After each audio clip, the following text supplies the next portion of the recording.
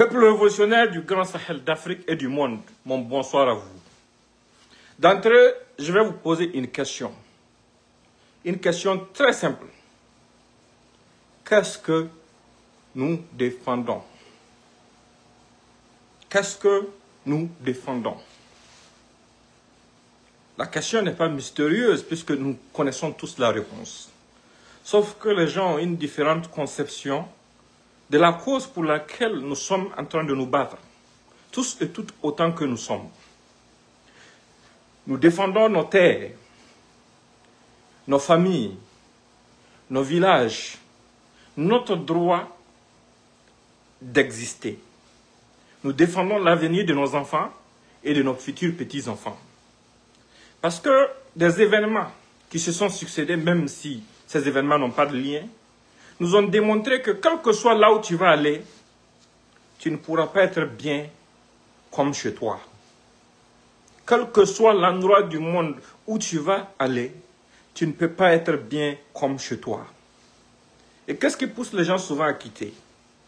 Parce que des indépendances à nos jours, les gens n'ont pas travaillé pour créer des conditions afin que les gens puissent se sentir bien sur leur propre terre, dans leur propre village. On a manqué de tout, de l'essentiel même. Et on a passé le temps à nous qualifier d'État pauvre. On nous a maintenus dans une psychologie de mendiants, dépendant essentiellement de l'aide étrangère, comme si nous étions des sous-hommes. Alors qu'au même moment, le Burkina Faso, par exemple, est le 4e pays producteur d'or aujourd'hui en Afrique. Le Mali est le 2e pays producteur d'or en Afrique. Alors que les plus grandes nations qui ont les monnaies les plus fortes ont leurs monnaies même adossées à l'or, qu'ils ont en réserve dans leurs grandes banques. Et nous qui sommes les plus grands producteurs de cet or-là, nous n'avons pas pu être autonomes. Le Niger a des gisements d'or incroyables inexploités. Le Niger a des gisements d'uranium que la France exploitait pour aller alimenter ses centrales nucléaires et vendait le surplus aux autres pays de l'Europe pour pouvoir éclairer leurs foyers, créer des industries dans leur pays afin de se développer. Mais nous, des indépendances à nos jours, personne n'a eu la vision qu'il fallait pour créer la transformation. Pour dire non, stop, arrêtez de nous piller. Si vous voulez les matières premières, vous pouvez les avoir à un prix décent et parallèlement, importez-nous de la technologie pour qu'on puisse s'autosuffire. Parce qu'il est inconcevable qu'un pays comme le Niger, qui a des gisements d'uranium incroyables, continue d'importer de l'électricité du Nigeria. Pendant que son uranium servait du moins dans le temps à alimenter les foyers parisiens et européens. Non, nous ne sommes pas des sous-hommes. Nous aspirons aussi à la prospérité. Mais pour pouvoir nous détourner notre regard d'une vision qui peut nous amener à nous remettre en question et à nous engager vraiment sur le chemin du développement, ils ont créé des conflits chez nous. Avec la complicité de l'Algérie raciste et jalouse aux frontières maliennes. Les autres nations noires au sud du Sahara ont laissé le Mali seul dans cette situation. Au tout départ, ils ont prétexté vouloir venir aider les Maliens. Tout le monde a applaudi. Quand ils sont arrivés, ce sont eux qui ont donné Kidal à des narcoterroristes, au détriment du peuple malien, au détriment de la patrie que représentait le Mali, au détriment de la souveraineté du Mali. Nous avons tous observé, aucun pays dans ce monde, que ce soit la CEDEAO ou l'Union africaine, n'a eu à dire quoi que ce soit. Même à l'ONU, c'est passé comme une lettre à la poste. Comme si ce qui se passe sur nos terres ne méritait pas d'attention. Mais naturellement, ça ne mérite pas d'attention tant que nous-mêmes qui sommes citoyens de cette patrie-là, on ne se réveille pas. Nous avons vu la suite. Le président Ibrahim Boubacar Keïta était président, soi-disant démocratiquement élu et civil. Sous son leadership, sous son règne, Kidal est resté aux mains de ces narco-terroristes, avec la complicité de la France qui avait ses soldats sur le sol malien. Qui s'est insurgé? Absolument personne. Parce que je reviens sur ça pour vous rappeler que c'est de l'hypocrisie quand ils essaient de vous faire croire que non. Aujourd'hui, ils ont des difficultés avec le gouvernement malien parce que ce sont des militaires qui sont au pouvoir. Il faut des élections pour qu'ils aient un interlocuteur qui soit démocratiquement élu. Ce n'est pas ça leur but. Ils veulent un pantin qu'ils peuvent manipuler. Parce que tant qu'ils ne peuvent pas te manipuler, pour eux, tu n'es pas quelqu'un de confiance. Et avec ce qui se passe ces derniers jours au Gabon, vous avez vu la limite du fait d'être dans le pays d'autrui.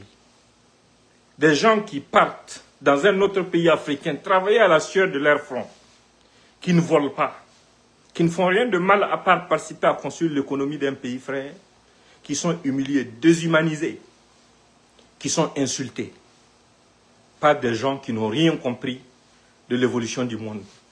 Mais c'est pour ça que nous devons tenir dans cette lancée et mettre fin à leur guerre qui nous ont imposée. C'est pour ça que nous réitérons notre appel à nos frères qui sont dans les rangs de ces bandits-là, de déposer les armes pour revenir, pour qu'on construise nos pays. Parce qu'aucun pays ne va te servir plus que ton propre pays, plus que ta propre patrie. Les gens ne peuvent pas rester chez eux, en train de construire leur patrie. Pendant ce temps, ils sont là à vous manipuler pour que vous vous entretuiez entre vous, pour que vous déguerpissez vos villages. Vous dormez sur l'or, vous dormez sur l'uranium, vous dormez sur le pétrole. Mais ils créent des conditions pour que vous ne puissiez jamais les exploiter. Il faut y réfléchir. Partagez ce message au maximum, s'il vous plaît. Il faut y réfléchir profondément. Et ils ont surfé sur nos divisions durant tout ce temps-là.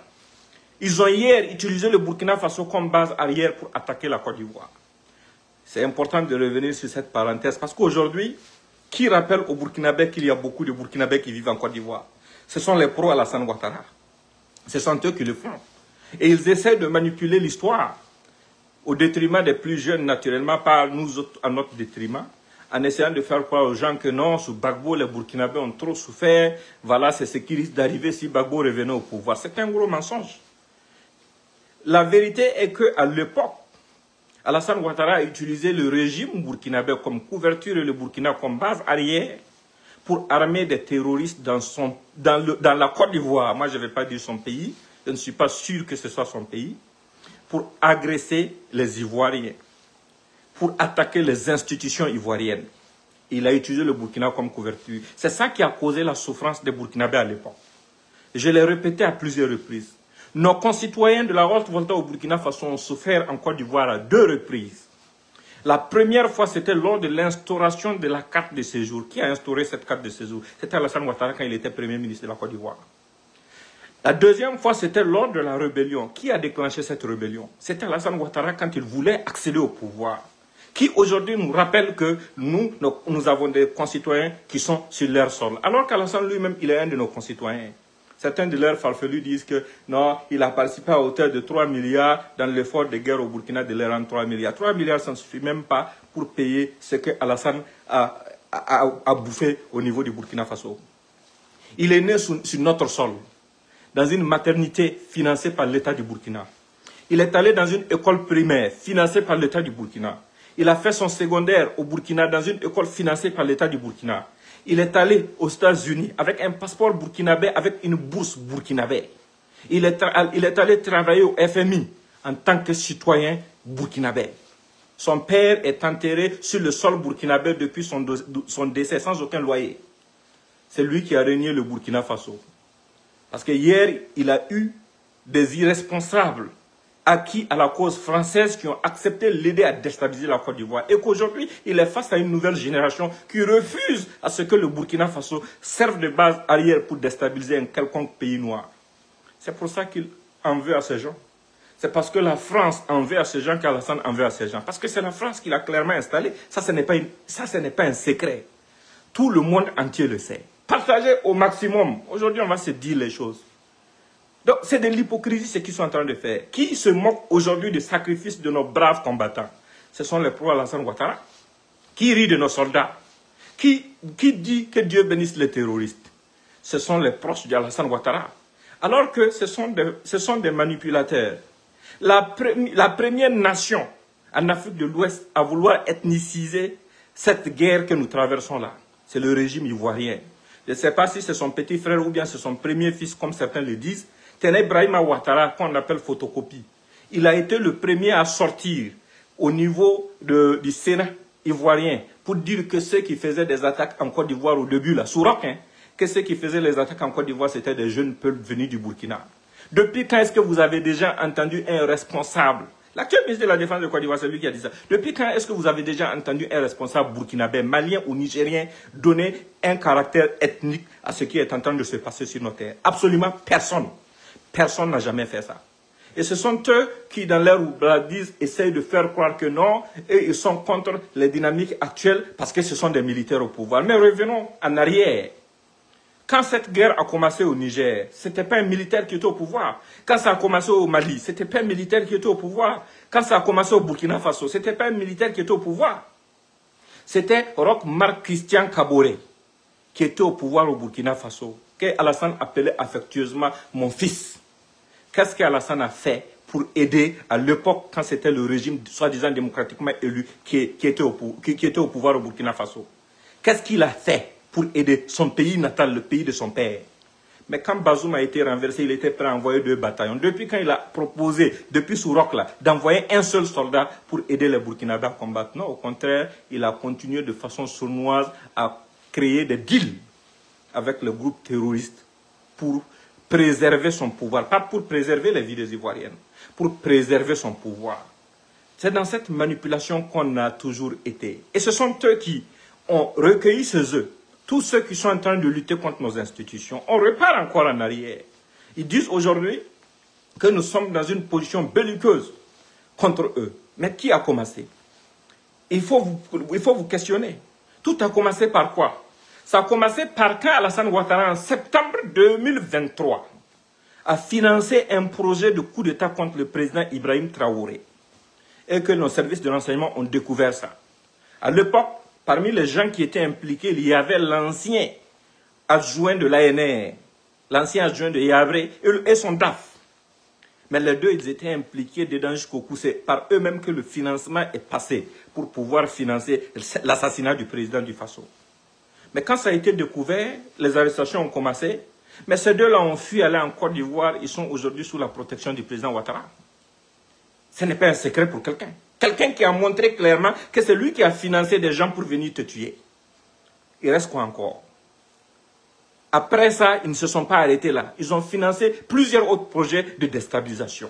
Ici, je vous ai rendu public l'audio, l'enregistrement du chef des encagoulés d'Abidjan, très proche de Ténébrahma Ouattara, qui a même servi de chargé de mission pour Alassane Ouattara. Je vous ai publié ici ces audios là où il riait de l'assassinat de nos soldats par ces bandits de terroristes là. Là où il annonçait que dans quelques jours tout va aller en feu et que les forces du Burkina allaient se rentrer dedans. Ça montre clairement leur complicité avec le groupe terroriste. Ça montre clairement combien ces gens sont déterminés à ne pas voir un État souverain prospérer. Mais ça n'a pas commencé aujourd'hui. De par le passé, le Burkina a souffert de la même chose quand Alassane était Premier ministre d'Oufoué. Ce sont eux qui ont commandité l'assassinat de Thomas Sankara. Il n'y a rien de nouveau. Il n'y a absolument rien de nouveau. Mais il y a des gens qui n'ont pas compris, qui doivent comprendre. Nous sommes dans une lutte de survie. On ne doit pas laisser quelque chose nous décourager. Nous devons tenir jusqu'au bout. Parce que cette bataille, personne ne va la faire à notre place. Et quelle que soit la force de l'ennemi, et quelle que soit la détermination de l'ennemi ne peut rien gagner si nous-mêmes nous soudons les rangs. Et si nous sommes conscients de la raison pour laquelle nous sommes en train de nous battre. L'ennemi n'aura jamais pitié de nous. Et ceux qui vous font croire qu'il existe des raccourcis pour amener ces gens à la raison, ce sont des gens qui sont en train de vouloir vous traiter en poltron, vouloir vous amener à baisser les bras pour que l'ennemi puisse avancer. Qu'est-ce qui n'a pas été expérimenté dans ce pays? Sous Roch Marc Christian Kaboré, ils ont négocié avec des terroristes. Ils en ont libéré plusieurs avec des mallettes d'argent. Mais pour organiser juste les élections. Mais est-ce que ça a empêché, après que ces mêmes terroristes reviennent massacrer nos gendarmes à Inata? Est-ce que ça a empêché à ce qu'ils perpétuent le massacre de Solhan et de Seitanga? Sous Damiba, ils ont essayé la même bêtise. Ils ont essayé, en achetant des tracteurs aux terroristes et autres, qui sont allés revendre ces tracteurs pour s'acheter des motos et des armes pour venir endeuiller nos familles. Et certaines personnes qui se disent que non, ils sont officiers supérieurs de l'armée et qui ont déserté aujourd'hui pour fuir, aller s'asseoir à Abidjan, pour comploter et essayer de monter les uns contre les autres dans nos rangs là. Ce sont les premiers ennemis, ce sont vos premiers ennemis, vous devrez le savoir. Parce que si c'est par amour pour la troupe que ces gens agissaient, ils allaient les encourager au combat, pas à la lâcheté. Quand tu aimes ton pays, tu te bats jusqu'à ta dernière goutte de sang pour ta patrie. S'il le faut. C'est ça la responsabilité. Ceux qui le font là, qui font ces manipulations depuis Abidjan, qui ont déserté les rangs là, ce sont des gens qui étaient dans le pays quand les terroristes étaient en train d'être libérés sous roc et qu'on leur donnait l'argent là, pendant qu'on détournait des primes des militaires, des gendarmes et autres là. Est-ce qu'ils ont dit quelque chose? Ils n'ont rien dit. Ils n'ont rien fait. Ces mêmes personnes qui se disent soi-disant officiers supérieurs qui ont l'expérience de l'armée, qui disent tenir à la vie de nos hommes là. Ils étaient là quand des gendarmes ont été affamés à Inata et massacrés par des terroristes qui ont hier été libérés par le régime de l'époque. Qu'est-ce que ces gens-là ont dit à l'époque? Ils n'ont rien dit. Ces mêmes gens étaient là quand des primes des gendarmes, des policiers, des militaires, des forestiers étaient détournés, par eux-mêmes d'ailleurs. Mais qu'est-ce qu'ils ont dit ou qu'est-ce qu'ils ont fait? Absolument rien du tout. Ces gens, ce sont des gens qui se sont déjà vendus. Vous avez entendu le patron du renseignement français. Il a dit un mon espion, c'est quelqu'un qui peut amener quelqu'un à trahir son pays. Et ce sont des gens qui ont été cooptés pour trahir leur pays.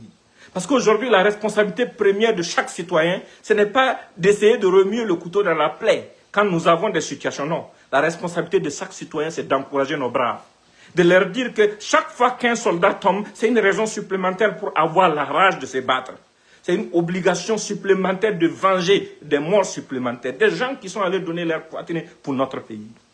Et ce sont ces mêmes farfelus, nourris par Abidjan, qui disent aimer notre pays, qui accusent à chaque fois nos FDS et nos volontaires pour la défense de la patrie de toutes sortes d'atrocités. Est-ce qu'on a besoin de vous dire, de réfléchir, pour comprendre que ces gens-là ne nous aiment pas? Ils veulent seulement notre déchéance, notre chaos. Ils sont jaloux du changement, de la transformation qui est là. Parce qu'aujourd'hui, le président Traoré a pris le taureau par les cornes. Et c'est la même situation au Niger. Le président Tiani a pris le taureau par les cornes. Le président Goïta aussi a pris le taureau par les cornes. Parce qu'on nous a confinés dans des espaces créés depuis le tracé des frontières.